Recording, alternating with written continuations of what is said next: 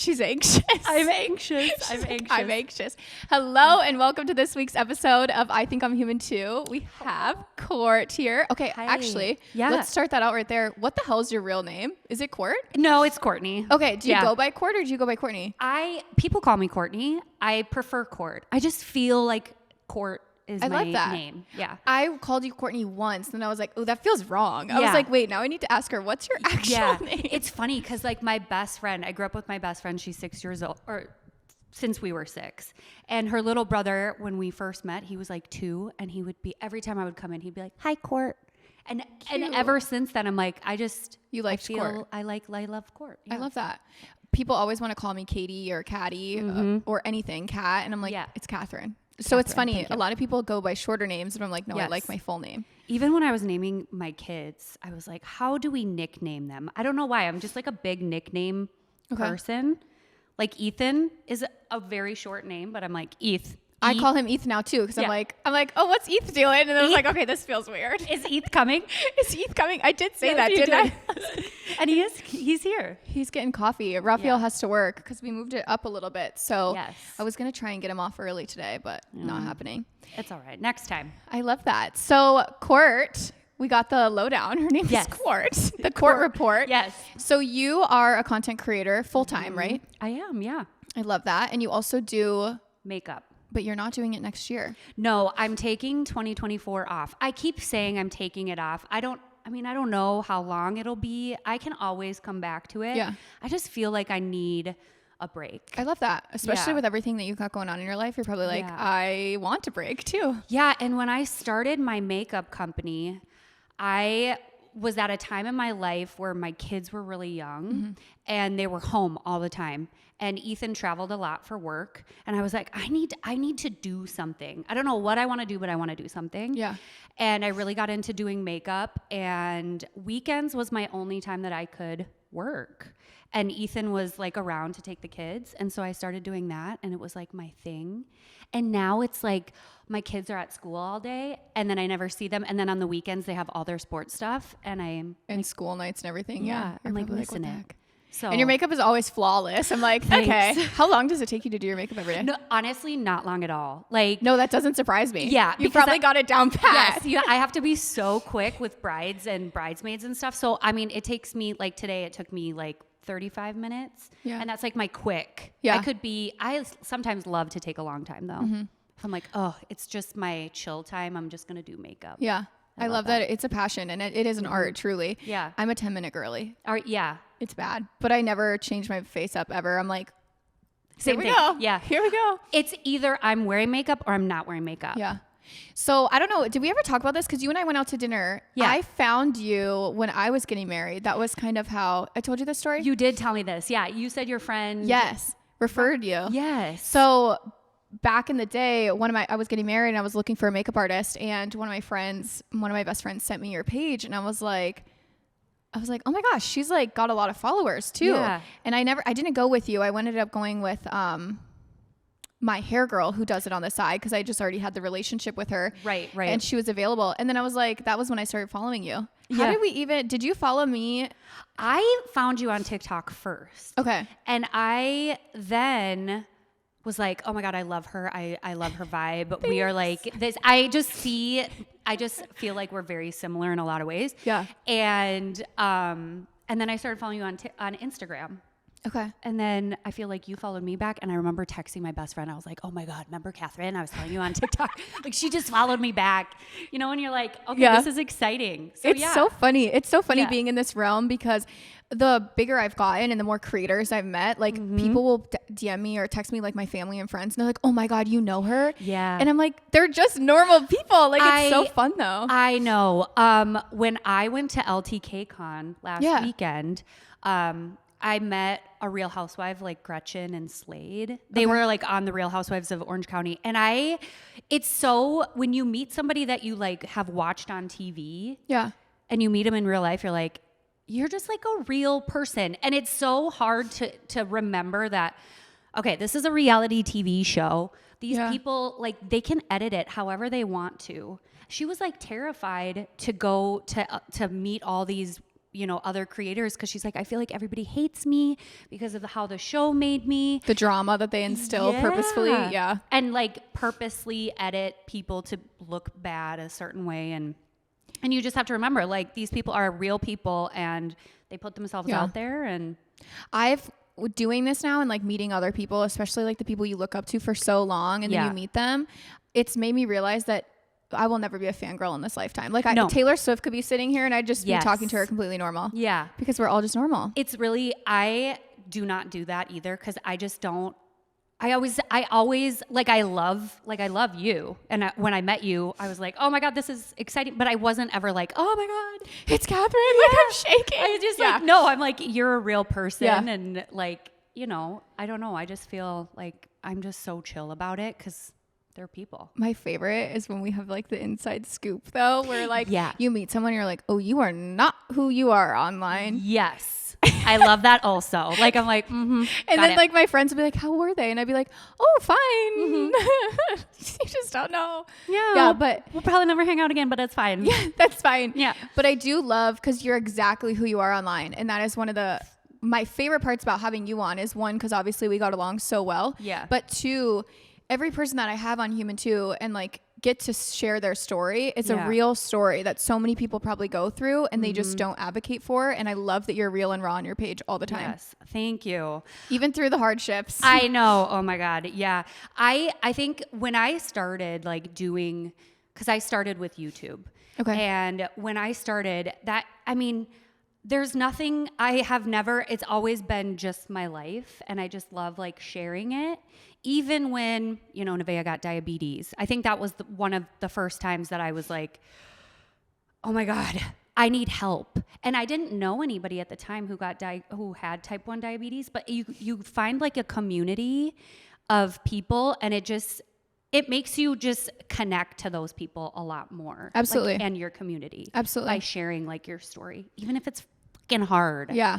I've said that so many times on here of like, you're never alone in anything you go through. It's just that you haven't found the right people that have gone through those experiences. So, and just a heads up, Nevaeh is your daughter and she was diagnosed. Yes. No, that's okay. Yes. That's okay. I always go back just so people know. Okay. So you have 3 kids, which 3. You guys, if you know who this girl is, I think that shit's so wild. You literally look younger than me. Every time I see you, I'm like, there's no way you have 3 kids. Yeah. Then she posted on Instagram last week, your oldest got his license. Yeah. Oh my God. I was not prepared for that.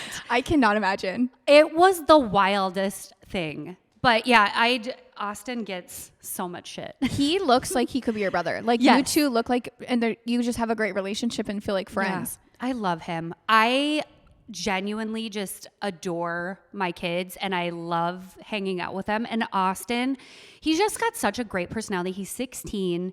He's driving now, but I just feel like we have such an open relationship with our kids that I just love genuinely being around them. So I love that. That's like the coolest thing as a parent. Mm-hmm. And that was something when I lost my dad, it was so hard because it was like, it wasn't just my dad. I'm like, he's my friend, you know? Yes. I almost had a harder time losing one of my best friends than I did like a dad, you know? Yeah. So I think that's such a beautiful thing. But I tell people that all the time now. They're like, oh, I'm so sorry. I'm like, no, like, don't be sorry, because I had a relationship that nobody really gets with their parents. Yes.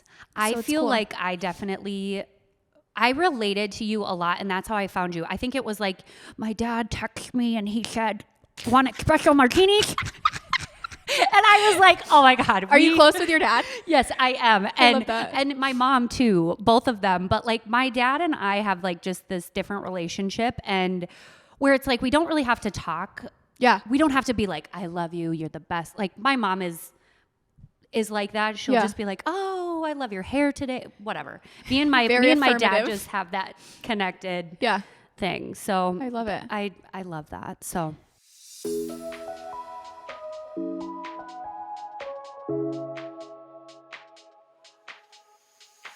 this episode of I Think I'm Human Too is sponsored by BetterHelp. There is no better episode than this episode to have a BetterHelp conversation. I am so excited. Today's guest, Court, is talking all about how her anxieties and her own brain was just getting in the way of being a mom and being able to be there when something was going on. And I think that's so common, of just straight anxieties, just paranoia of things that might be happening in the world, and or to your children, to your family, to your loved ones. And it's phenomenal that she spoke on therapy was the answer for her. It was able to work through her brain, figure out coping mechanisms, how to be present while also not letting those anxieties take over being a mother. I absolutely love BetterHelp. I love that you can go on. You don't have to go in somewhere. You can go online. You can find a therapist that fits for you, fits what you're going through, fits what your brain is fighting every day with you. And if you don't like the therapist, you're more than welcome to try out other ones, because even just like we said in this episode, it's okay to have a bad experience with a therapist. That's okay. That's very normal. We're going to have bad experiences with everybody in this world, but do not shut out therapy in general. Go online to BetterHelp, find a therapist that works for you. Again, if you're not vibing with your first one, you're more than welcome to try out some other ones free of cost. I absolutely love that you can do BetterHelp from the comfort of your own home. It is phenomenal. I love therapy. I love talking about therapy. I think everybody should go to therapy and get out of your own brain's way. So I do have a code for Human2 listeners for BetterHelp. You are going to visit betterhelp.com/human2 today to get 10% off of your first month. That's BetterHelp, HELP.com/human2. I hope you guys try them out and love them and love therapy as much as I do.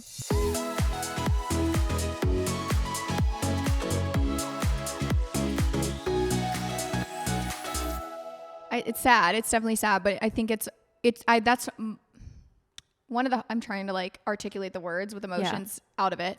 It's a feeling that I feel grateful for and I don't feel sad about anymore. Like obviously it's a really hard loss, but I just try to remember or remind people of like your relationship with your parents is rare actually, which is very sad. And then it's beautiful that you're able to cultivate that in your own family as well, which is insane. So I love it. That was such a huge thing when Ethan and I got married, because we got married, I was 18 and Ethan was like 21. And we were like, we want to be young parents. I want to be close with my kids like I am with my parents, because Ethan doesn't have that relationship with his mom and dad. It's just not the same. Okay. And so like when you like have your own family, you can kind of be like, hey, this is how I want to be with my kids. Mm-hmm. And I don't want that part of it. Therapy has helped with that, by the way. Okay, so let's get into your storyline. So let's tell it as a whole, as if no one listening to this even knows who you are. So you guys met in high school, correct? We met, actually, I was like 6 years old. Oh my gosh. Yeah. And he's 3 years older than me. So we met at church. We grew up in the same church. Okay. So we've known each other for a long time. And we didn't start dating until I was like in high school. So. And then right out of the gate, you were like, I know this is the guy I want to marry. Yeah. I love it. And we're going to get married. So we got married. I was 18. He was 21. And now like looking back, it's wild to look back. I thought I was I don't know. Okay. A lot of people are like, that could be Austin in 2 years. And I'm like, that's really, like you could be a grandma when you're 42. I'm like, yeah, no, I really could. Because I had Austin when I was 20. And Austin and I are 20 years apart. So that means I could be a grandma at 40. But if I were to I would do it again because we learned so much. Yeah. But like, would I recommend my kids doing it? I'd be like, maybe just chill. Yeah. And just wait. Find yourself, because I feel like that was the biggest thing I didn't do. I didn't find myself, because I basically went from my parents to being married to Ethan. And I didn't get that time to be like me. Mm-hmm.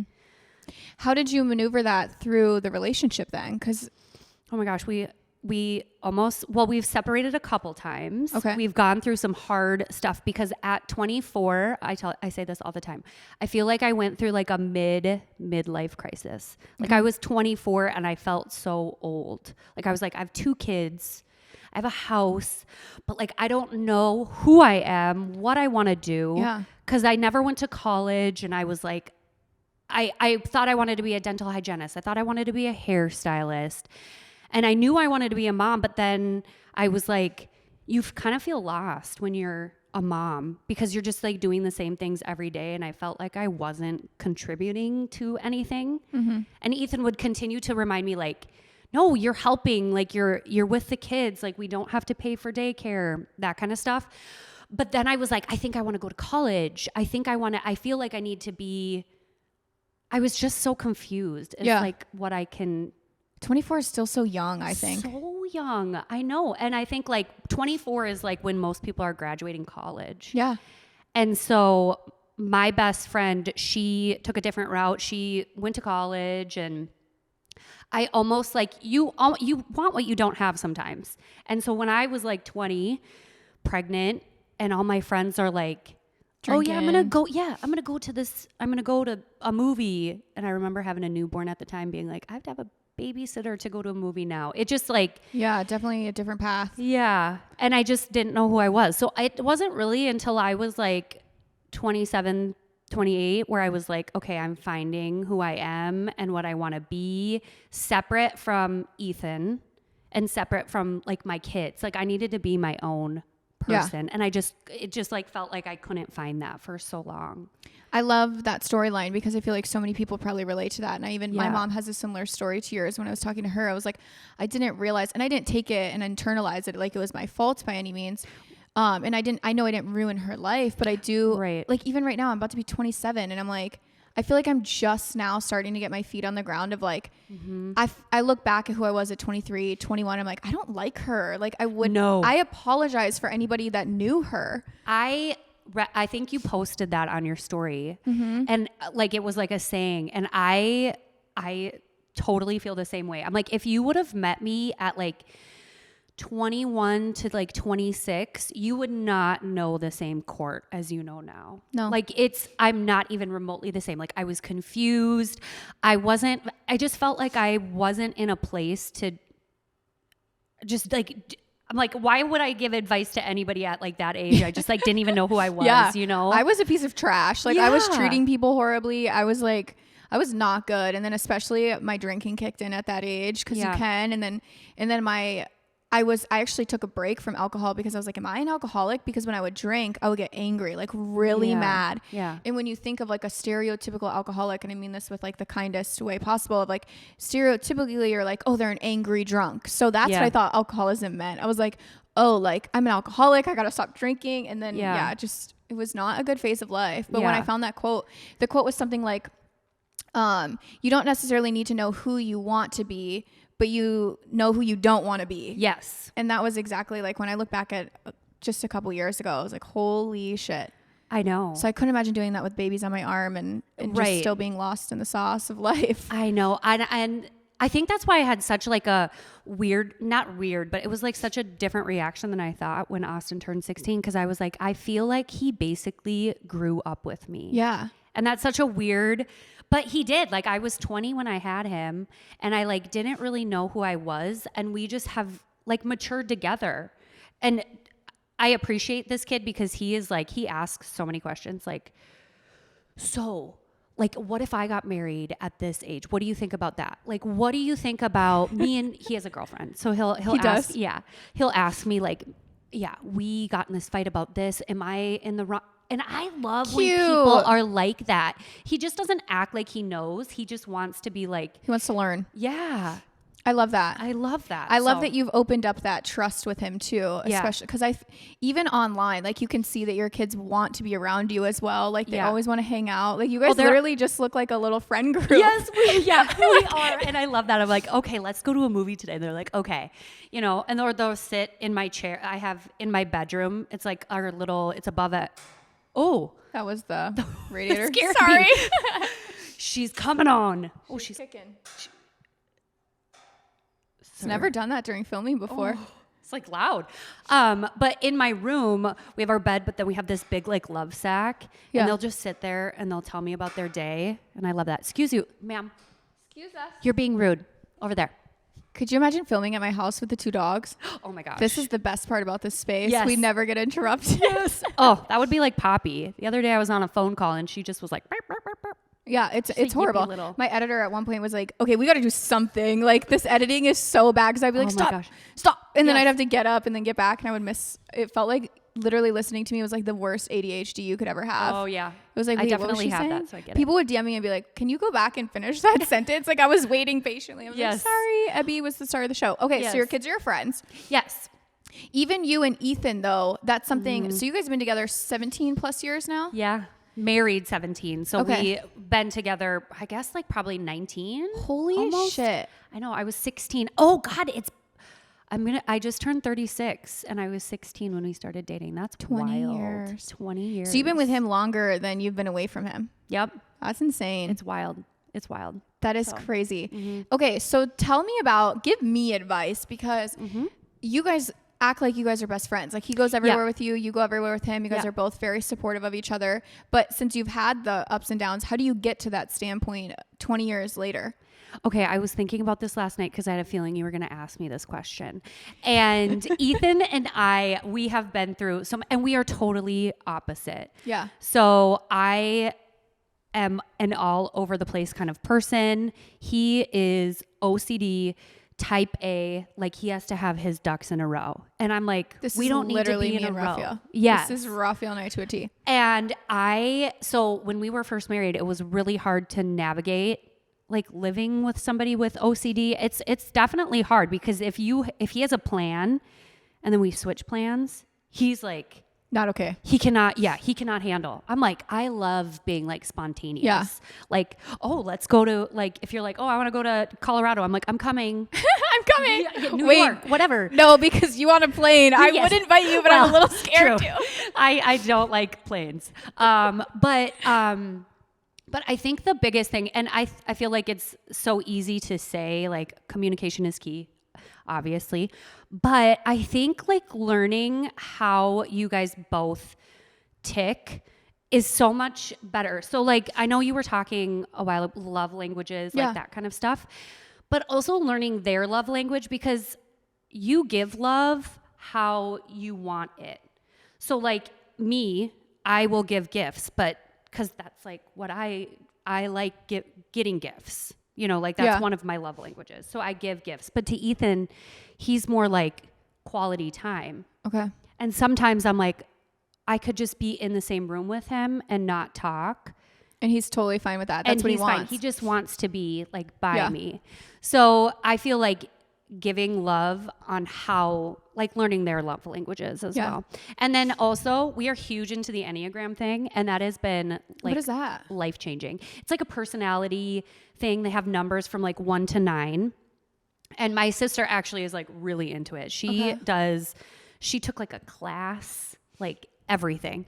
And, basically, it's like just a personality thing and how certain numbers will react. So a type 3 is what Ethan is. And they are the like get her done kind of people. He has people pleasing tendencies to him, which to me, I'm like, why? That's one thing that I'm like, I am not. Why? Why? Why do you care what other? Why? Sometimes he'll be like, that's so funny. Why? I just don't get it. Yeah. But to him, he's like, how do you not care? I'm like, well, they aren't paying my bills. Like they can say whatever they want. They don't know me, you know? Yeah. And so Ethan has had to like really open up to that, especially like being online. Like when I'm showing our house, everybody just assumes our house is clean because Ethan's vacuuming every single day. But it's not. Like I can go to my kids' room and like, you guys look at this. And he's like, don't show them. I'm like, no, but people want to know that we have a real house that's lived in. Because sometimes you go on Instagram and you're like, oh my God, these people's houses are like spick and span. Yeah. Ours is not. It is not. We have 3 kids. We have 3 dogs. No matter how many times Ethan's vacuuming, there's still dog hair everywhere. Always. Religiously. So, yeah. Religiously.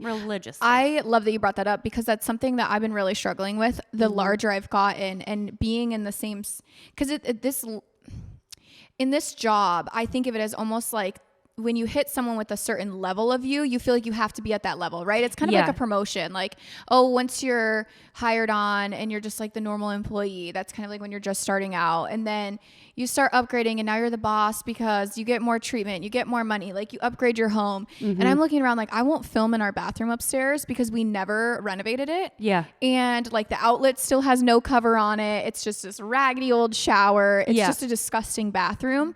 But I'm sitting here like, why do I care so much when this is probably this is the average bathroom. This is the bathroom I grew up with as a kid. Like, right. Why do I care so much? But it's because I'm comparing it to a magazine bathroom that a lot of other creators are creating in. Right. Even your house is gorgeous. I'm like, every time I see it, I'm like, I love her house. I love our house. But yeah, it's messy all the time. And I have no problem being like, because I just think being relatable is being like just you. Yeah. And that's whether your house is messy or clean or dirty, or you're like, oh, I'm going through. I have a lot of anxiety about health stuff, and we can also get into that. But sharing that is sometimes, like for Ethan, he would never do that just because he's like, no, that's like, it's too personal for him. For me, I'm like, I'm an open book. You could ask me. Right. Raphael's the exact same. Like anytime I want to film something, he's like, no, I need a haircut. I don't want to be in it. I'm like, oh my God. Ethan will be like, I have to do my hair. I'm like, no, why? Yeah. Or why? I need to get out of sweatpants. I'm like, as nobody I'm cares. Filming with a cast on my nose, black and blue eyes. And he's like, I need to cut my hair. I'm like, bro, what? Like, excuse me, sir. I don't call him bro. If he hears me, he's going to listen to this and be like, don't call me bro. That's like our one rule in our house. Really? Yeah. He hates being called like any name, like a dude, bro. Oh. Like, yeah, he's not about that. I say dude all the time. I'll be like, dude up. From me, like other people, totally fine. But from his wife, he's like, yep, nope, you're not going to call me bro. Like, I'm not your bro. He'll say that all the time. I'm like,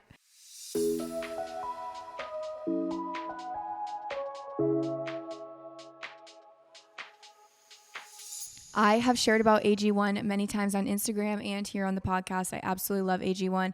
One of my favorite parts about AG1 is that there is no texture to it. It just tastes like you're drinking water. I've said time and time again, why make your routine more difficult than it needs to be? One scoop of AG1 in your morning water, afternoon water, evening water, whatever you choose, add it into a routine that you can stick with. There's 75 vitamins, minerals, probiotics, all the good stuff for better mood, better energy, and overall just better health. So if you want to start taking care of your health, I do have a code for you guys. You're going to go to drinkag1.com/human2. That's drinkag1.com/human2. And you're going to get a free 1-year supply of vitamin D and 5 AG1 travel packs. Again, I am so excited for you guys to try out AG1. Let me know what you think.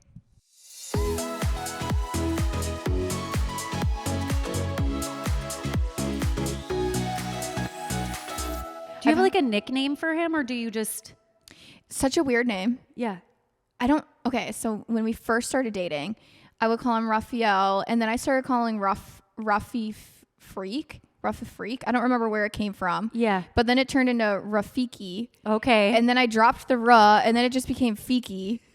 And then it became Feek. I don't know where it came from. I don't know why, but yeah, his name is like Feek or Fiki. If I really want something, I'm like, Fiki. He's like, okay, what do you need? And now he calls me that. He's like, my little Fiki face. I'm like, okay, I don't know where it's... I love that. So I call Eth all the time, but his middle name is Wallace. And I randomly... No, it's not. Yeah, it is. And I remember making fun of him. We were just dating, and I was like, your middle name is Wallace? And he goes, that's my dead grandpa's name. And I was like, and he was dead serious. I was like, oh, I'm sorry. Like, I didn't. Oh, I'm sorry. And I was like, Wallace is such a random, it seemed weird. So now I just call him Wall. I used to call him Wallace. I'd be like, I call him Wally. Now Wall. That's it. Wally. Yep. Wally. Just figure out. Yeah. It's weird how nicknames happen, but anyway. That's so funny to me. Yeah, I don't know where they come from, but they stick around, and it's a lifetime. Like literally even my brothers, my cousins, they call him Fiki, or my mom. Okay. They'll be like, hey, Feek. I love that. It's so funny because if you were ever in our house, you'd be like, who the fuck is Feek? You'd be like, what is going on? Feet? I would be like, are you saying feet? Yeah, seriously. It is the most random thing. I don't know where it came from. Apparently there's something in the Jungle Book of a similar name. Yeah. Isn't it Rafiki? I think so. Yeah. So people thought when I originally started calling him that online, I think I did it like once online, like on live or something. And people were like, oh, did you get that from The Jungle Book? I was like, I've never even seen The Jungle Book. Yeah, I don't even like that movie, but I have seen it. I do know what you're talking about, though. Yeah, I don't know. Just random stuff. Super random. Anyways. Super random. Okay, so you have spoken about online many times. You guys go to therapy. Oh my gosh, love therapy. I love that you do that, and I love that you advocate for that. Do you think that's really helped the marriage last? Yes. I honestly, I wish we did it sooner. Okay. Honestly. We didn't start doing it. So I don't know. Should I do a backstory on that? If you want, it's all up to you. Okay. So the reason why we even started to go to therapy was, so our daughter Nevaeh, she got diagnosed with type 1 when she was 7. Okay. That was it was really scary. I mean, she was really close. She was close to dying, like breathing. She lost a lot of weight. We just didn't really know what was going on. And so ever since then, anytime my kids got hurt, I just have major health anxiety with like anything. And it's like, I can't even handle it. So in 2020, she actually had a stroke as well. And she's 10 years old. It's the most, I didn't even know 10-year-olds could have a stroke. Yeah. Because I remember it was just out of the blue. And so after that, anytime my kids get hurt, Austin plays football. He is on the ground. I'm like, I can't look. Somebody needs paranoia. Like I'm like, tell me he's okay. My anxiety gets skyrockets for sure. So bad. And I'm like, I always just thought like if Ethan is gone, because he is so calm and collected when health emergencies happen. So thank God. But I think he internalizes a lot too, because he's like, I have to stay calm because Court's not. Yeah. Somebody has to stay calm here. Yeah. And he went to school for sports medicine. So he's learned to be good in those situations. But we started to go to therapy for PTSD, like health PTSD stuff. Okay. And so when we found a therapist, I will just say, I Googled PTSD therapy near me. Because I'm like, I don't know. Picking a therapist is so hard. You can't. But even acknowledging that you guys had PTSD is huge. Yes. Sorry to cut that story off quick. No. When I lost my dad, people were like, you need to go see a PTSD therapist. And I didn't believe that. I was like, what? That's like for Army vets and stuff, you know? Yeah. So I love that you guys even knew that was a train or a route that you guys needed to take. Yes. I think PTSD has that rap of like, you don't have PTSD. That's for, like you said, for somebody who's been in war. That's just like what people just assume. The stereotype. Yeah. But like, I just knew, I'm like, I absolutely cannot function. There was a point in the summer that Austin, he got pushed off a boat and actually a pontoon, and he got like kind of, the point of a pontoon in the front of it.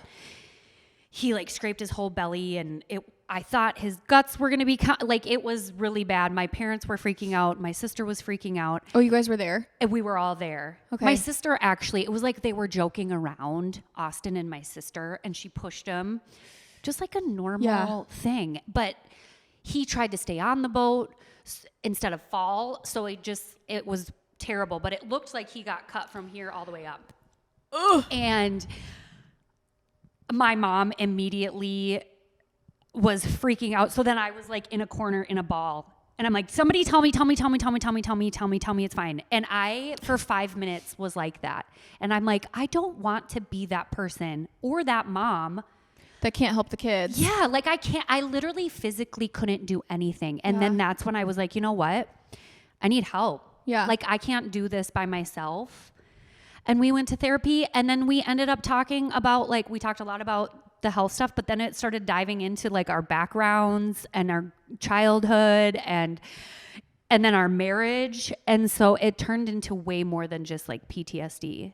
Is that person still your therapist? Yep. So you really liked them. Love her. And it wasn't just somebody that had to be PTSD only. She touched on everything. She's touching on everything. Like she'll just be like, how... Where's she located? I know. She just moved and we were seeing her closer to us and now she's further, but I'm like, well, I'll follow you anywhere. I will say... You know too much now. I know. I will say my mom went to the same therapy. It was like a therapy... like group, I guess. There was like different therapists there. And she went through, I think she went through 2 or 3 therapists that she was like, don't vibe with you. No, don't vibe with you. That's very normal. Yeah. I feel like lucked out because I get that question a lot. Like, how do you find a therapist? And I'm like, you have to be really okay with going, we do not vibe. Yeah. So, and I don't think that it doesn't hurt the therapist's feelings either. They just know if they're a good fit too. Yeah. And if they're not, go to the next one. And if they're a good therapist, they want you to get help from whomever. Yeah. Not just to fill their pockets. Right. For sure. They're not like, oh, I can help you. So with your guys' marriage, not including the therapy. So say that you didn't ever go to therapy and you're experiencing parenthood together and you're struggling. What was the harder part of parenthood? Not including Nevaeh. Was it and her health issues, but was it the front end of having like babies and toddlers, or was it the back end of having like adult kids? Yeah. For sure, the baby stage. And I feel like this is so different. If you were to ask, like, because my sister, she has 6 kids. And I feel like, shit. I know. She homeschools them all. Respectfully, holy shit. Yeah. She is, we are. And she homeschools totally them? Is that what you just said? Yeah. Holy extra shit. I know. Props to her. I know. We were actually homeschooled as kids too. And me and my sister are so different. I hated it. And I was like, my kids are never going to be homeschooled. And then she was like, I loved it. I'm homeschooling all my kids. So we're just different that way. You definitely have a personality that needs people though. Yes. Like you need to be around other people for sure. You got a loud personality and I love it so much. Yes. But baby stage for me was really hard because I felt really, like I said, this is so different for every mom and this is just my experience, but I just felt really, I don't know how to put the words besides like I was breastfeeding and I just wanted to be like, Ethan, I want you to help. Like I just feel like I am always connected and I just wanted like, I'm that kind of person that like I need a break. Yeah. And when you have baby stage, it's really hard to have that and to have like you time too. And so, and it was just such a very confusing time for me too. So the baby stage, I love the toddler stage, like the 2 to 4. Cute. I just love that age. But baby, newborn was really hard for me every time. Okay. Every time. So each kid. And don't ever feel weird for saying that. There's so many people out there that would choose one or the other. I always just want to know people's perspectives. And I would love to say, I just like hate the shame around if you're saying, I hated the baby stage and they're like, oh my God, how could you? Oh, it's my favorite stage. Everybody is so different. Yeah. Your experience, like my experience with my sister, she loves the baby stage. She loves babies being on her at all moments of all days. And I just was like, I'm feeling really suffocated. You know what's funny is that's one of the biggest reasons why I'm terrified to have children. Yeah. Is like the first 5 years of their life. Once they're old enough to kind of like, when I put them in school, I'm like, that's where I feel like I'll be a better mom. Yeah. Because I mentally, just like you, I don't want to have to be attached to something all day, every day. Like I don't have that motherly instinct. Yeah. Like if a baby's around, I'm not the person's like, give me the baby. Yeah. Like I'm like, cute kid. Love it. Love it. Yeah. Keep it. Well, I'm glad that you can be aware of that. I don't even think that like when we had kids, I was 19 when I got pregnant with Austin. And we were, by the way, we tried for him. Like it wasn't like, oh, it was a surprise. We were like, oh yeah, we want to get, because I got married at 18 and then, I was like, you know what? I want to, let's have a kid. But I don't think I fully thought like about it. You know what I mean? Like you're like, oh, I'm nervous about this. I'm like, I don't even think I even thought that. Yeah. But you guys were at a different stage of life and age too. That's the other thing. Yeah. Like you guys had already done the things, that people are doing in their late 20s and you had already done it. You're like, what's next? What's the next step? A kid is that. And we grew up in a very conservative church. Like it's very conservative that you would not get married. You can't move in unless you get married. Okay. It just felt like that's wait? No. Okay. No. I didn't either. We tried, but definitely not. We were each other's first for sure. Okay. But we didn't wait. We were like, we're going to be married, and like, why wait? Why? Yeah. What's the difference, really? See, my thought was I have to live with the person before because Yeah. I'm like, I don't know. Yeah. Living with someone is so different than dating, and you get to go, or like when you're mad and it's like, or even just like his shits. Like I'm like, I know. he shits with the door open. Why? Yeah, right. It's turned me into now shitting with the door open. But I'm we like, do all the time. I'm like, that never started until we lived together. And I'm like, okay. We're like, Rachel will be over and I'll be shitting and having a conversation. I'm like, yeah. So anyways, I was telling you that. I love how we're talking about like, shit. I know. Bleep that out. I have literally no filter. So I love it. Whatever. But I told Austin, because Ethan and I have this conversation a lot. I think Ethan's a lot more, our background weighs on him a lot more than it does me.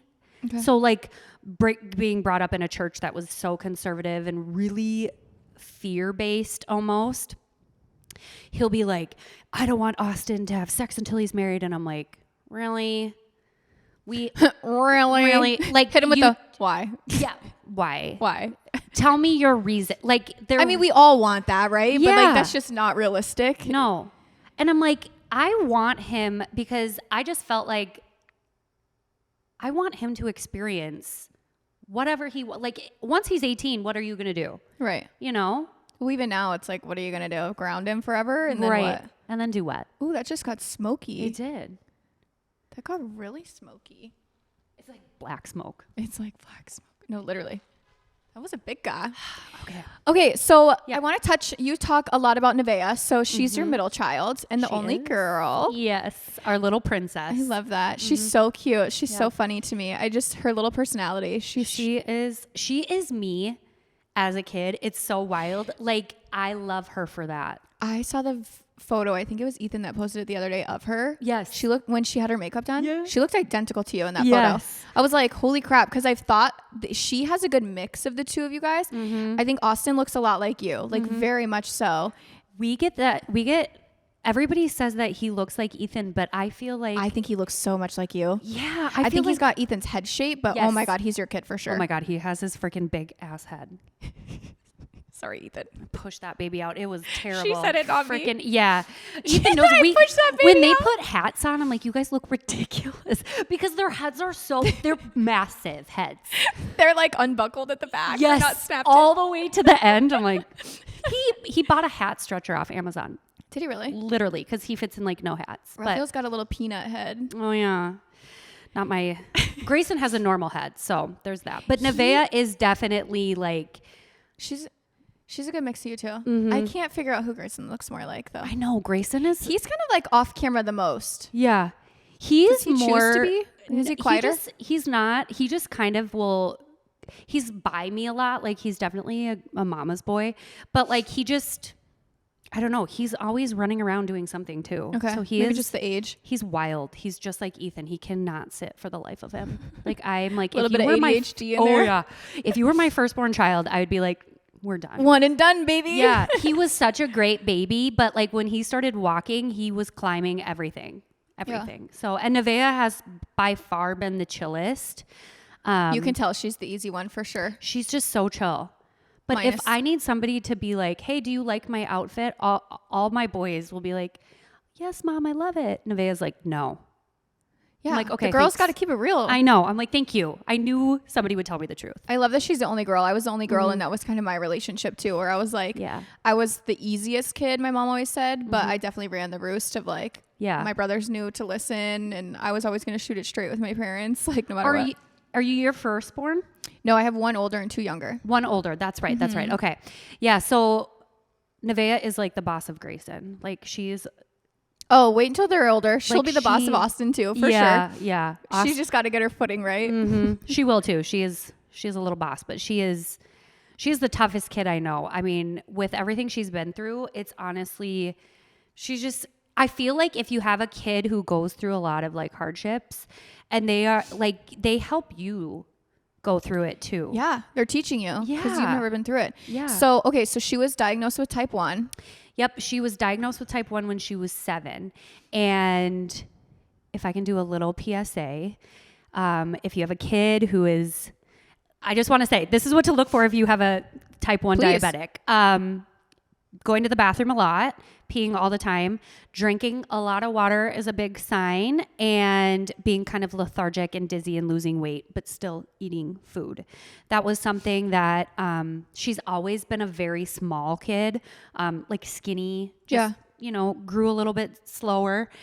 But I never knew that was like the signs. And so she was diagnosed with type 1, and then a week later, basically diagnosed with celiac as well. So she's holy crap. She's just got it all. Gluten-free. Yep. And then, she had recently been diagnosed with Hashimoto's, which is like a thyroid thing as well.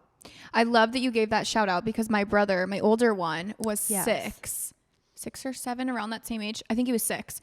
And same thing. My mom talks a lot about that, of the guilt of not knowing something's wrong with your kid.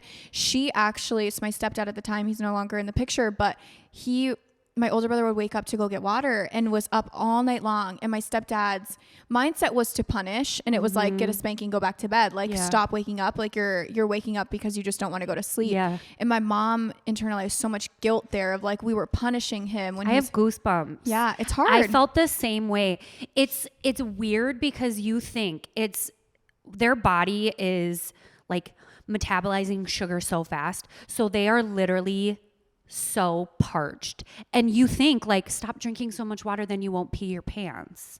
That's like what exactly. Like, you're already potty trained. I don't understand, but it's like type 1 is such a scary disease that way, because you don't see the signs, and it's so slow that you don't even realize it. But then when you look back, you're like, how did I not? Yeah. And then you feel freaking, I cried about it for so long because I felt so guilty. I was like, we should have, and I took her to the doctor a week and a half before she was actually diagnosed, because I was like, there's something wrong. Like, what is going on? And they didn't test her? Nope. They said, she has an ear infection. That's it.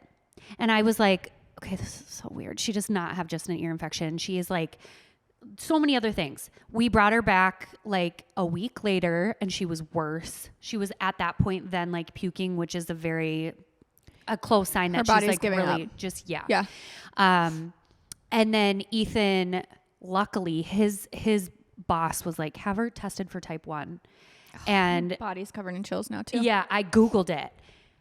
And I remember going, all the top 4 signs that Google can tell you, and your doctor said, she's got an ear infection. She's got an ear infection. And I was like, no. Isn't that wild though? Because now when having type 1s in the family, immediately, even with our dogs, like Hattie was going through something, and I was like, when I brought her into the vet, she was constantly peeing and constantly drinking water. I was like, can we test her for diabetes? That was literally, but you don't realize it until you have somebody immediately close to you. If somebody messages me and like, my daughter's going to the bathroom a lot, I'm like, bring her in.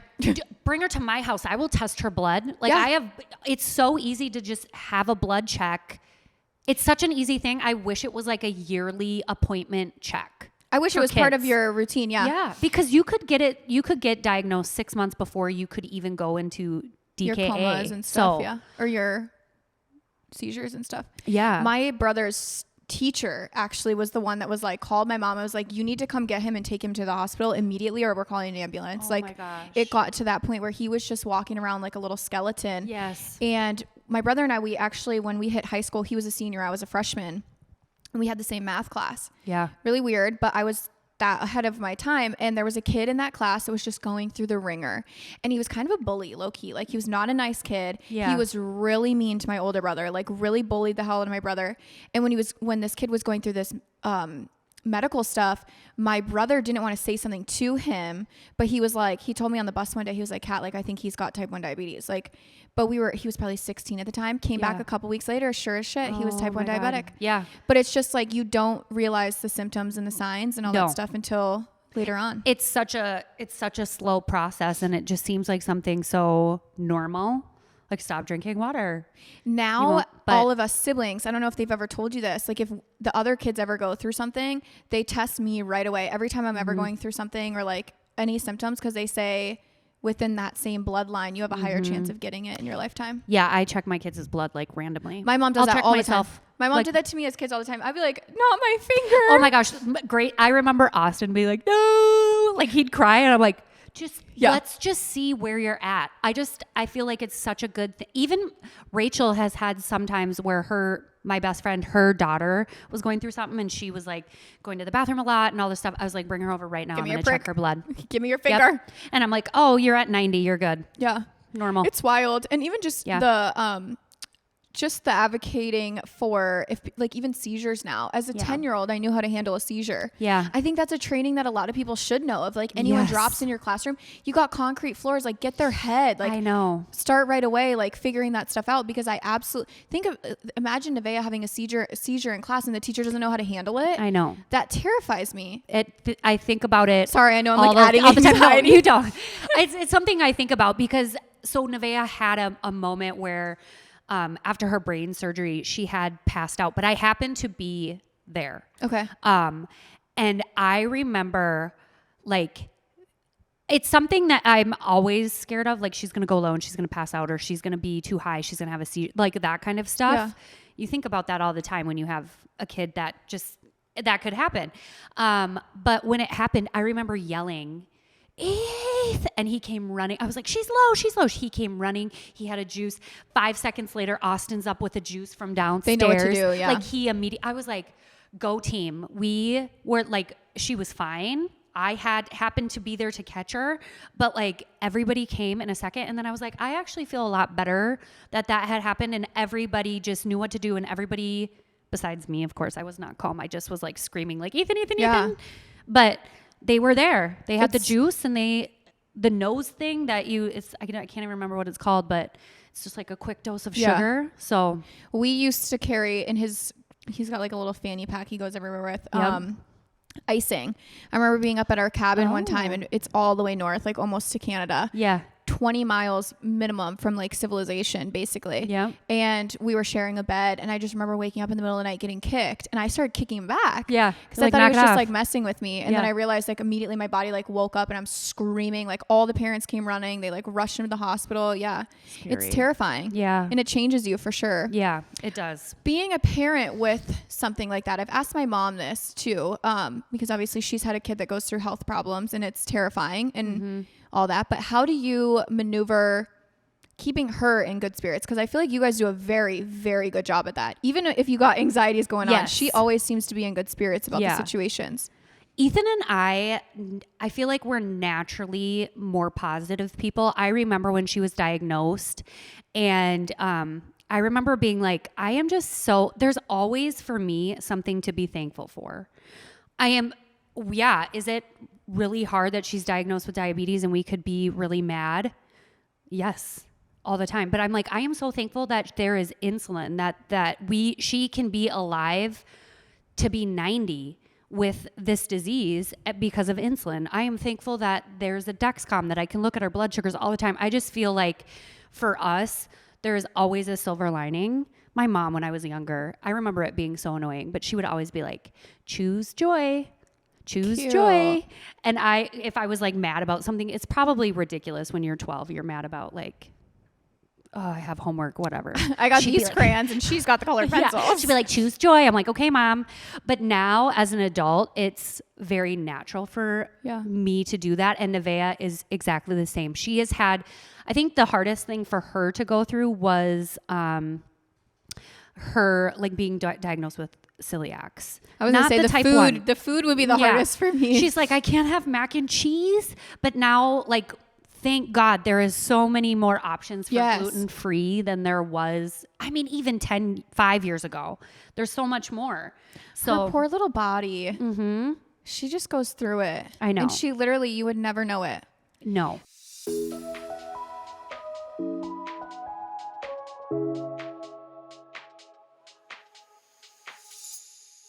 I don't know about you guys, but fall has hit us hot and heavy up here in Minnesota. And in the fall, we never know if it's going to be a hot day or a cold day.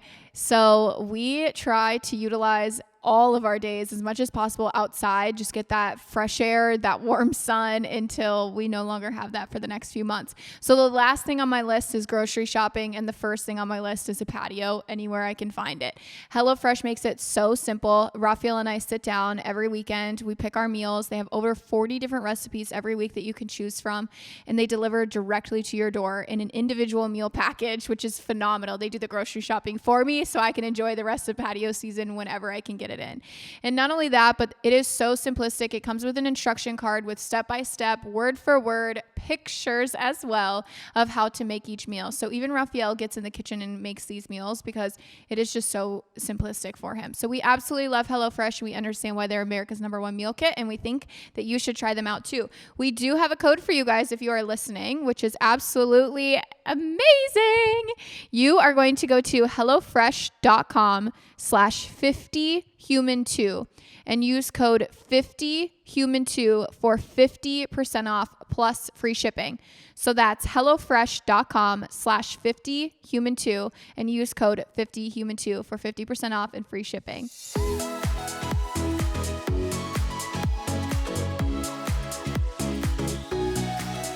So after the stroke, because she's had 1 or 2 now.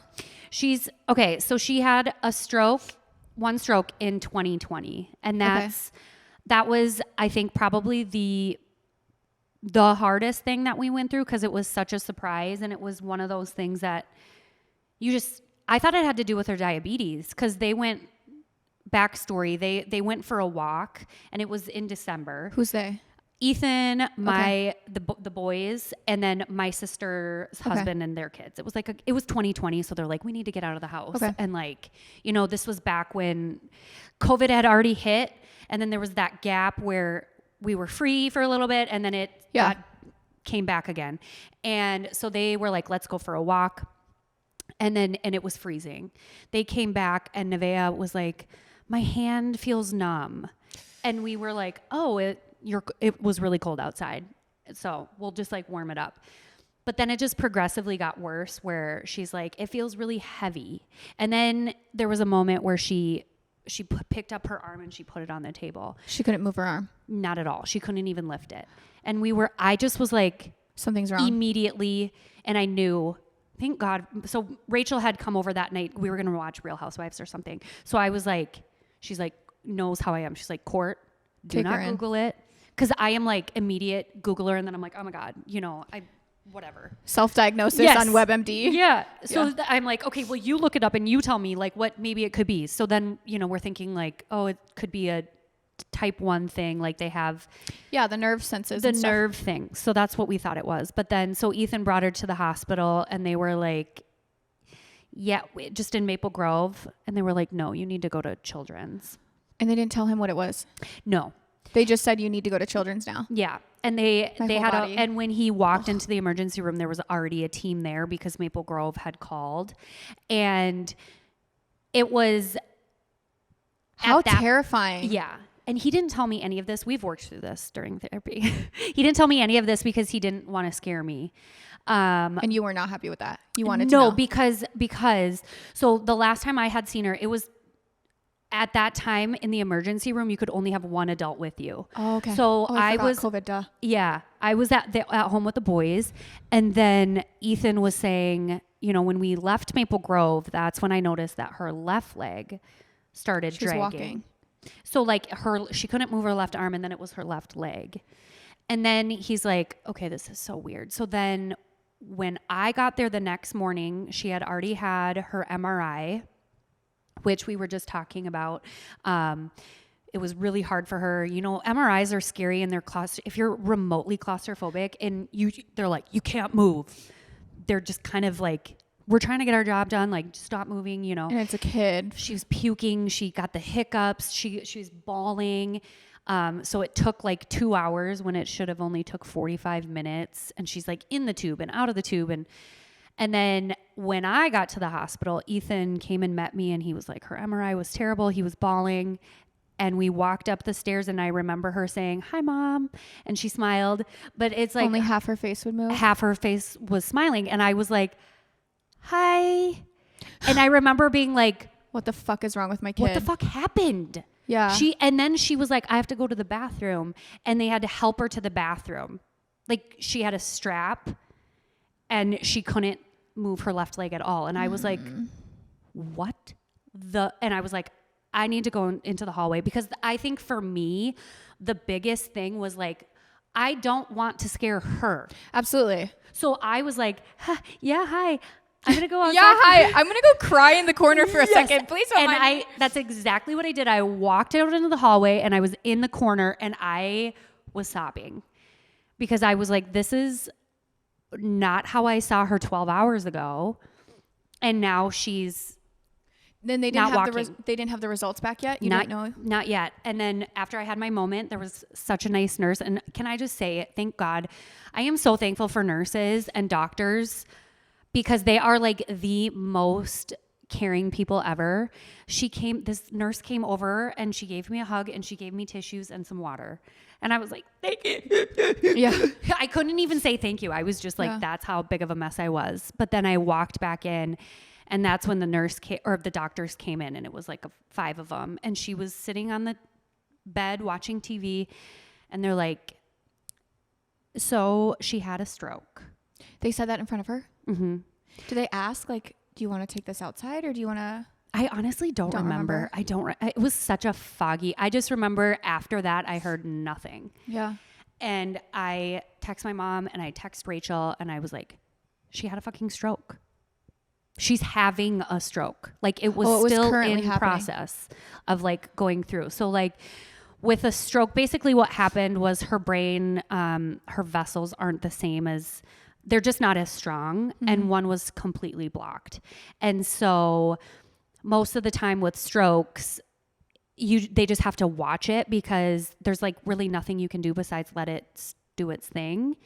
And if it gets worse, they're like, if it gets worse, we have to take part of her skull off, and her brain will have to like, do this whole swelling thing and then going back down. And I was like, this is my birth control for the week. Thank you. Yeah. I was like, I cannot imagine. Yeah. I cannot imagine. I really felt like, you see all these stories online of like kids and whatever. You feel like you're watching it. That's what I felt like I was doing. Like I was like, not. It's on TV and it's not real. It's not me. Disassociation. Like I detached. Like I'm watching my own self.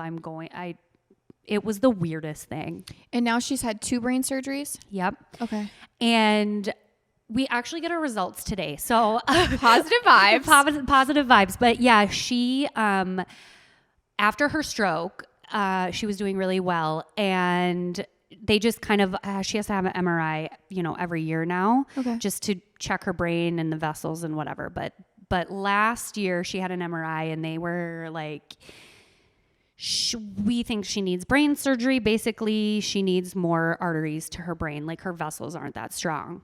So what they did was they rerouted her artery from this, like where you chew, you can see your muscle right there. They rerouted that into her brain. They took a little chunk of her skull out. I know. Holy shit. I told Ethan and I told Nevaeh this, because I know the biggest thing for her was she's 13. She doesn't want to shave her head. That's the biggest thing. That's exactly. At any age, nobody wants to do that. And the doctor was like, yeah, you could have her just do this really cool one shaved haircut. And I go, yeah, but she has to do it on both sides. He's like, oh yeah, that's right. Because at first it was like she needed brain surgery on her one side, which was the affected side of her stroke.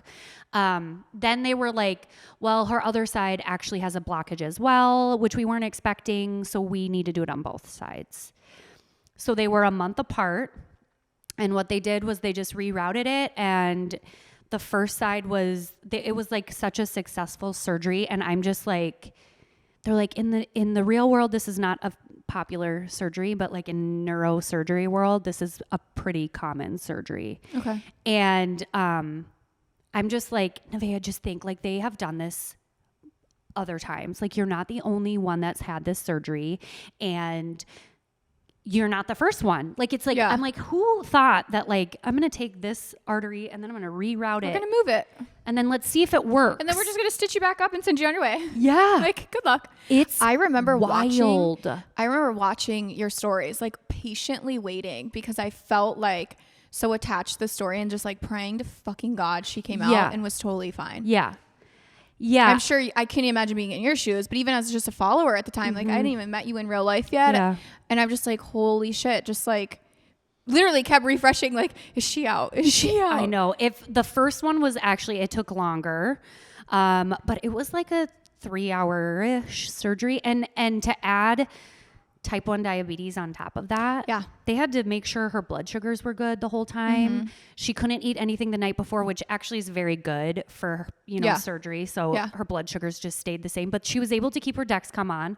So we're sitting there as she's in surgery. We're like, oh, she's at 130. Okay. She's really good. Oh, I would not have been able to watch that. I'm like, I kept thinking, and then I'd be at the OR door. She needs sugar. I know. Well, and we just kept saying like, okay, this is her thing. Like, this is how you get in. Call us if you need us. But yeah, I mean, when you're used to doing it as you're a parent and I know they're perfectly capable because they're all doctors and they're very smart, but I'm like, no, but this know your is kid my the best. baby. You know your kid the best, for sure. I'm like, we've actually had my brother's endocrinologist actually said that to my mom because my mom was like, I'm not trying to question anything. And she's like, no, Sheila, like stop where you're at right now. You know your child better than I do. So if there's something that I'm saying that you don't feel good about, tell me that. Right. And my mom was like, that changed my whole life because she's real. Like she's right about that. Like I'm an expert of myself and I'm an expert of my children. That's just what life is. Even though they're an expert of medicine, they don't know how it's going to work in his body or her body. Right. And when your body is going through something traumatic like a brain surgery, you just don't know how their body is going to react. Yeah. Then the second surgery, the Dexcom wasn't working at all. So I'm like, Ethan's like, can you call me every hour or half hour so I know what her blood sugars are at so we're okay? Yeah. And they did. They were good. The best people, but How do you guys keep the boys in? Oh, yeah. Because that was something as a kid, it almost felt like I always called myself like the back burner to my older brother because that's just naturally kind of how it went of like Nevaeh is the forefront. Like if anything she needs, that means that the two boys have to kind of sit back. Yeah. How do you guys maneuver that? I feel like that is something we're super, super conscious of. When she got diagnosed with diabetes, I think we were all a mess and we didn't know what to do because you feel like you're coming home with like a newborn baby almost. You're like, I don't know how many carbs she has to have for this amount of, or how much insulin she needs for this amount of carbs, like all that stuff. And Gray was 2 at the time. So oh my gosh. He was so young that I don't even think he remembers. He just knows now. Like he just is like, it was just natural. Nevaeh, dose yourself. Nevaeh, you need a juice. Like he'll say that. But when Nevaeh went through her stroke, I think that was so hard for the boys because they couldn't. Ethan stayed there the whole time. I would go home, and then we would like switch, kind of.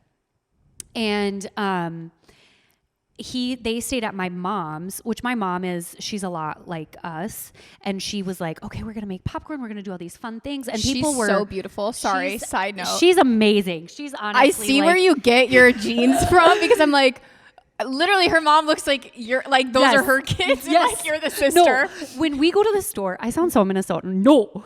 No. Don't you know? When we go to the store, people will think that Austin is her child.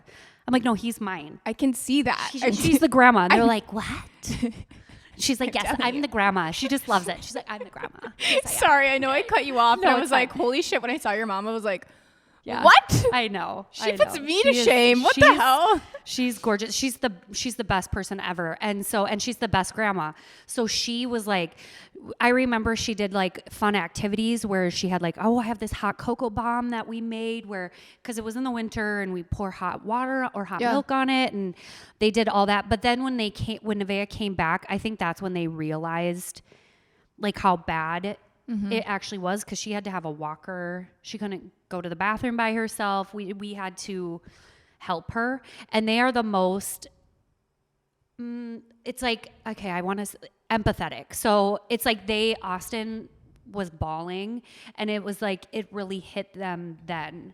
And then when her brain surgeries happened, we made sure because we knew it was like, when we knew she had to have brain surgery, she didn't have it until 4 weeks after we knew she needed it.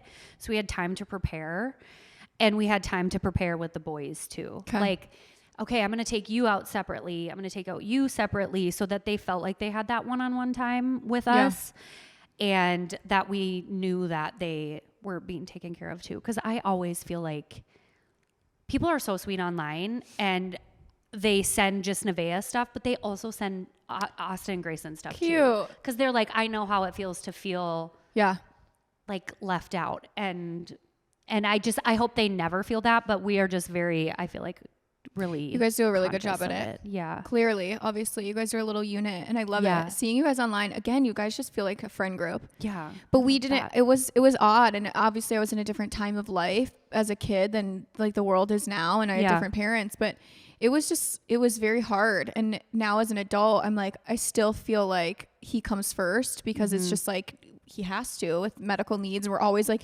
anal and worried. And I'm like, I carry, like, if I know I'm going to be around him, I carry chocolate in my bag. Cause I know he's just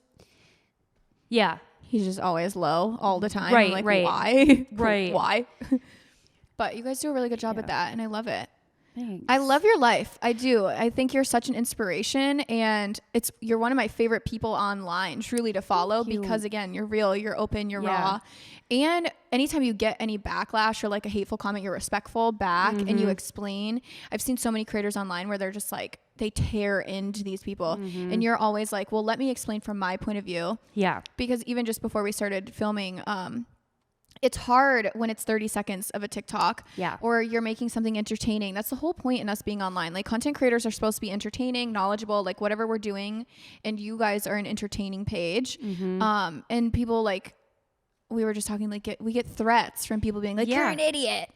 What about it? And that's the thing. It's like if I'm not showing like, okay, we have 3 dogs too. We have one that we adopted. We have 2 other ones, but if one isn't shown, people are like, where are they? What happened? Like, why aren't you showing Austin as much as you're showing Nevaeh? Or why aren't you showing Grayson as much as you're showing? Like, I'm like, some days they're just not around or some days they don't want to. I am very respectful if they're like, if you can tell one of my kids are in the mood, I'm not going to go, okay. Here. Like, sorry, my kid's in the shower. What do you want me to do? Walk in there and sit with him on the toilet while my 16-year-old's taking a shower? And really, if you think about it, it's such it's seriously like 5 minutes of a day. Even if I have like a lot of stories, that's still not 24 hours that you're seeing. I'm so thankful I do not have that. I hear a lot of people say that where they're like wondering about the dogs. Even my traveling, a lot of other creators are like, you're a bad dog mom. Nobody's ever said that to me. Oh, good. Yet, thank God. But I'm like, I don't know how I would deal with that. I know. But I do.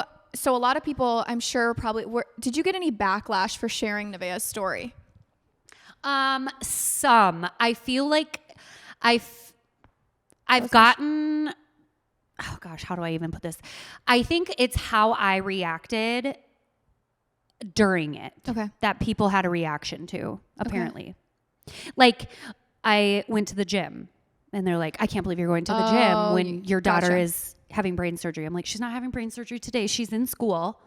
She's still like a functioning, like they act like she was like dying at that moment. I'm like, no, and you're like, she's in school. I'm gonna go work out. What am I going to do?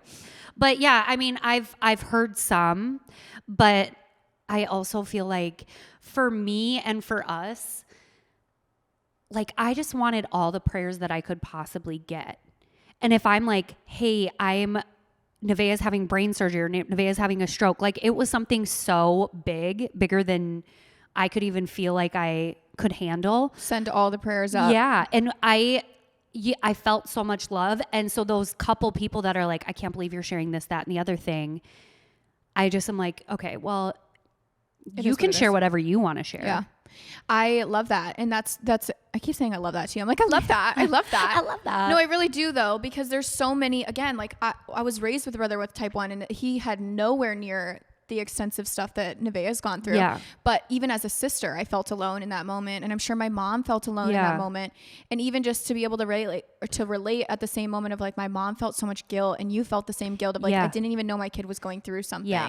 How many parents are out there that don't realize like there's a diagnosis that just hasn't been shared yet or seen yet or a fucking stroke. Like that's insane to me. And even and you're like, your hand's cold. Yes. And I'm like, oh, weird. But yeah, no, when she had her brain surgery, I had a handful of people say, my daughter had that surgery and she's 25 and thriving. And it was an amazing, it was hard at the time, but it was successful. And I don't know how, like, I just needed to hear that because I don't know.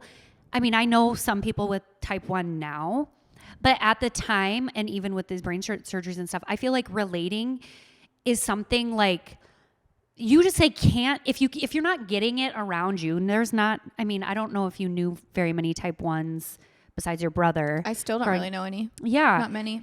It's like they don't get it until they're in it. Yeah. And then you're like, okay, I can understand why you want to relate to somebody. Like, oh, your daughter went through this brain surgery. How did she do? What do you feel like she needed that like I should get for Nevaeh for like recovery, stuff like that? Yeah, absolutely. And it was so helpful. So even when I lost my dad, the community that flooded me of like, I've had this, and this. At first I felt so guilty because I was like, oh, misery loves company type vibes is what my mindset was going for. And I was like, I don't want to be online crying about this.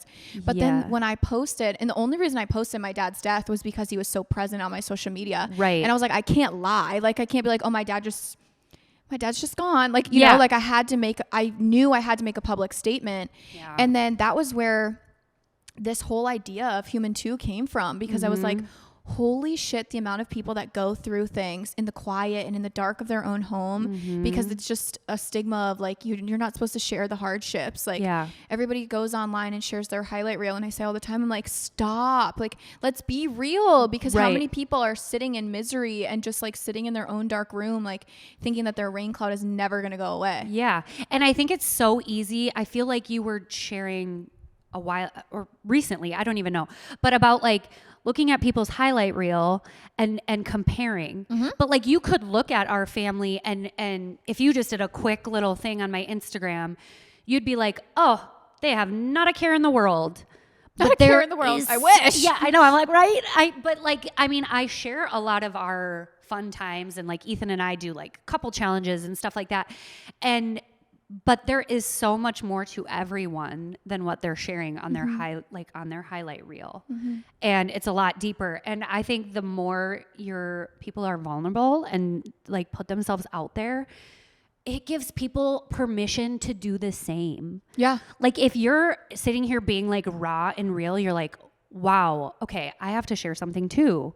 Or I can relate. Like I remember my best friend saying, after she had her first daughter, she was like, I just feel like really sad. And I felt like I thought I was supposed to have a baby and just like immediately be in love and connected. And she's like, I didn't feel that. And I was like, I felt the same way.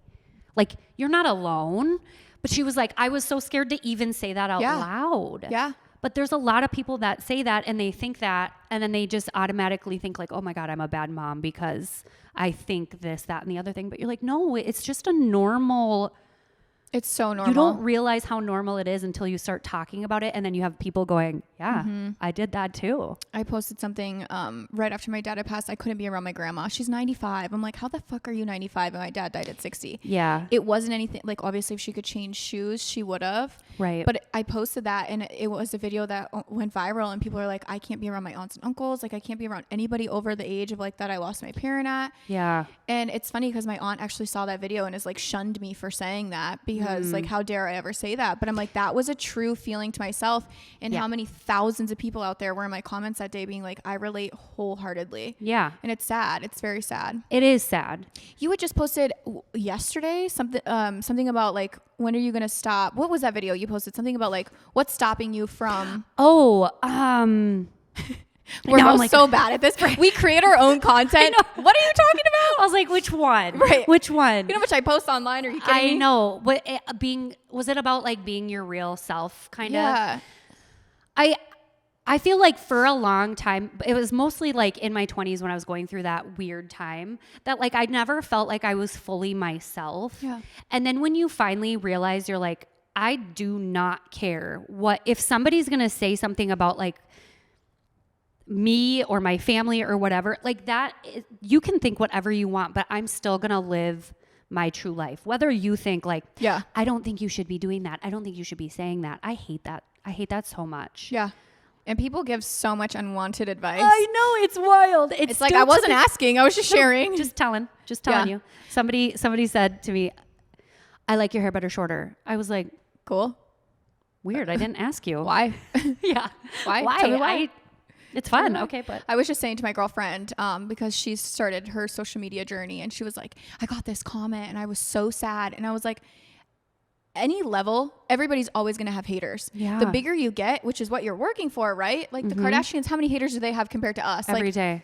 Every single hundreds of thousands. But look at where they're at. Do they care? Did they let them stop? Did they let them stop them? No. So just keep pushing on. And you have to remember, I say this all the time. I'm pretty sure I said this on my podcast too, where I was like, what is your favorite food? Like, what's your favorite food? I love fries. Fries. Like somebody could be like, well, I hate fries. Yeah. Okay. Yeah. Why?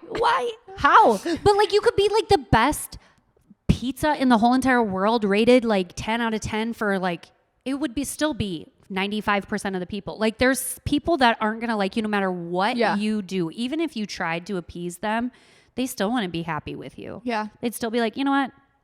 I don't like you. You're love annoying. I'm your like, story. Cool. I love that you came on and you're exactly my picture perfect person. Just so real and so raw. Okay. Give yourself some shout outs. So we were just talking. She does have her own podcast. Is it called The Court Report? It's called Spillin' It. Spillin' It. Okay. Spillin' It. Yeah.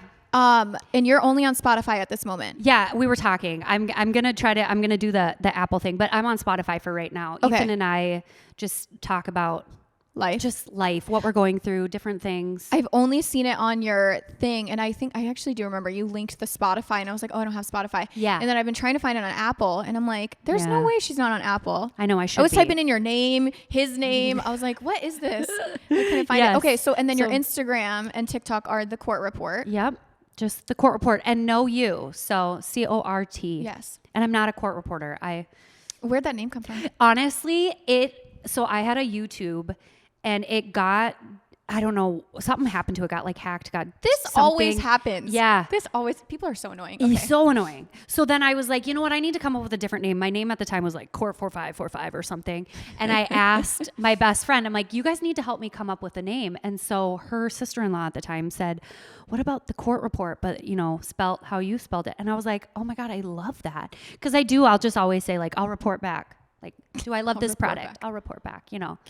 So I didn't know that's how it came And then about. it just kind of stuck. Yeah. So you're on everything. You also have another YouTube. Is that The Court Report as well? Yep. Okay. Yeah. How often are you on there? I've never even knew you had that. Now we just do our podcast. We used to do a lot of vlogging. Yeah. Vlogging's hard. It's so hard. I give mad credit to vloggers who do it every day. I'm like, I could not imagine having a camera just like, hi. Yeah, it just became too much. I started really loving Instagram and like the quick stories, and I can just like do an update without having to sit and edit.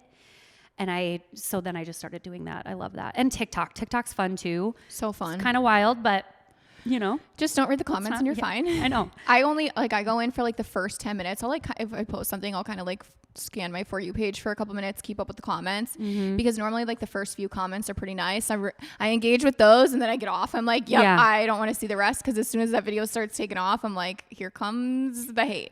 Yeah, you have to be if you're trying to like grow your Instagram account or you're trying to grow as a creator, you have to like be super mindful of like what you take in. Yeah. Because like you can take in so many opinions. Yes. And it's not who you are. You have to be so sure of who you are. And I feel like that's why in my 30s, like 36 now, I feel so much better at it, because I'm like, I know who I am. If you're like, you're a bad mom, I'm like, well, my kids don't think I'm a bad mom. So right. You're a bad wife. Well, my husband doesn't think so. Sometimes I want to get back at people. Like this guy DM'd me this morning. It was like, or commented on one of my videos and was like, your husband should leave you. I can't imagine if my wife talked about me like this. And then my response was, good thing I married him and not you. Yeah. Like and then I'm like looking at his page. I was like, oh my God, like what is going on? Have you seen that video that's going viral right now? It's this girl on a podcast and they were like, how do you deal with haters? And she was like, well, when I ask people, let me see your side profile, let me see your bank account, let me see your let me see your tax return. I'm like, that shit is so funny. Yes. It's true. It's like, why are we taking criticism from people we would not take advice from? Absolutely. And you don't know them they don't know you and you don't know them. Yeah. Like if my mom sat me down and was like, hey, I think you need like a reality check or something like that. Yes. I would be like, you're being a bitch. I'd be like, you know what? You are right. Like, you know what, Mom? You're right. You're right. Thanks, Mom. But like these people online, they take 5 seconds of your day and they take you seriously. And you're like, okay, I don't know you. Yeah. You know, like if I was walking down the street, I wouldn't know you. Mm-hmm. So, and they know us. I'm like, oh God. I get nervous the bigger I'm getting of like, yeah. I get nervous being somewhere and like people that do hate us are there. Yeah. I kind of am starting to get at that level of like, I'm watching what I'm posting because I don't know if it's funny to some people anymore. Like certain things, like I don't know if you saw that one video. It was like my most viral video and I posted it in New York a couple months ago. I think where I'm like, like, you talk? Where my husband, where Raphael kept calling me and calling me. Yes. That thing went nuts. There was people men that had like millions of followers on Instagram posted it to their story or to their page. I had to block their account. And then people were seeing it from there and like coming to my page, coming to Raphael's page. What were they posting it on their story for? Like what? You know how like Barstool will repost someone's story? Oh, yeah. They reposted it to their page and they have like millions of followers. It was some guy who just like belittles people online and is like very misogynistic. It's just horrible. But all his followers were coming to my page. And I'm sitting here like, holy shit, if I'm in person now and like I don't know who's watching us anymore. Right. It's scary. It is scary. I've gone to that level of like, oh shit, maybe I shouldn't post certain things. Because I'm like, I never want like our safety in jeopardy or anything. Right. Or even like when you got here, I'm like, there's a reason why I have like, I'm in a unit that it's double locked doors. The other side of the building's not like that. You can just come straight up. So it's like people that are like maybe a chiropractor and they don't want to come to the like elevator to get people. Yeah. I'm like, hell yeah, I'm right here. Like I'm locked in here. I'm like, dude, like I'm terrified of it. I feel like I'm constantly like because in Minnesota, I feel like I do have a good following in Minnesota. Yeah. And so I'm constantly like, because Ethan got a message and I just remember being like, is this like, what are you trying to achieve with your message? It's scary. It's just wild. So then now I'm like, okay, do they live around here? Do they, I don't know. So I know we should wrap it up anytime now, but Ethan's probably like, you said an hour. Yeah. We're at 1:20. He's probably used to it. Right. Like, he's like, I'm just enjoying my coffee. Courtney's probably chit-chat along. We've gotten to the point where even now my friends and like my brother, they'll get people trying to get in through them. Yeah. Is that no? Have you? Rachel gets that a lot. Like, that's hey, so weird. Can you tell Court blah blah blah blah blah? Or hey, my mom will get it too. Like if I tag my mom, and people are like, I've stopped tagging people. I know, but even my girlfriend, some of her clients are like, because she's a cosmetic injector. Yeah, Savannah, and her clients will be like, can we go to dinner, or can we like meet up? Can we hang out? Like.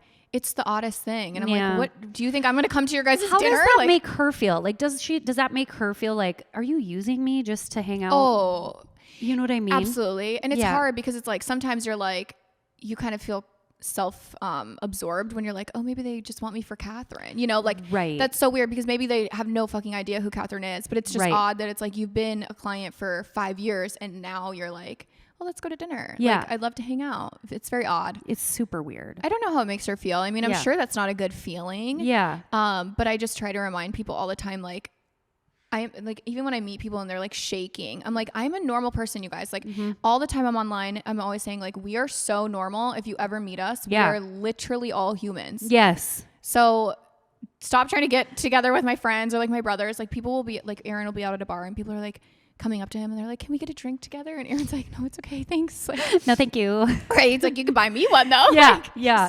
But well, thank you for being on this week. This was so fun. Having me. Yes, it was. I was like a little nervous because I'm like, I don't know. I've never been like, normally I'm the one like, so Ethan, how do you feel about right? It's fun though. It is fun. It's so easy. Yeah. And you're such a good example because the larger I'm getting, like I'm traveling to Austin to have these conversations with certain people. Yeah. And it is nerve wracking for me because I'm like, it's such an uncomfortable thing, but I always I don't want it to be an interview. Like I want it to just be, we're hanging out, we're talking, and you're getting to share your side of the story and tell your side of the story too. Right. Like, again, being online, so many people tell our stories for us and we're like, when did that happen? Yeah. Like, where were you in that story? Right. You weren't there. Were you there? Don't think so. Don't think so. Well, you're great at it. So I'm excited. Well, you make it easy. So. But I'm excited. Okay, so the Court Report on all social medias and then Spilling It on Spotify. Yep. We're going to get her up and rolling on everything else. Yes, I told her that this morning. I was like, this is what I use. Get up. And she literally texted Ethan right away. She's like, download this now. He goes, huh? Huh? What do you mean? I'm like, just do it. I love that. Okay, well, thank you for being on. Thanks for having me. Go find her on all platforms, and we'll see you next week. Bye. Bye.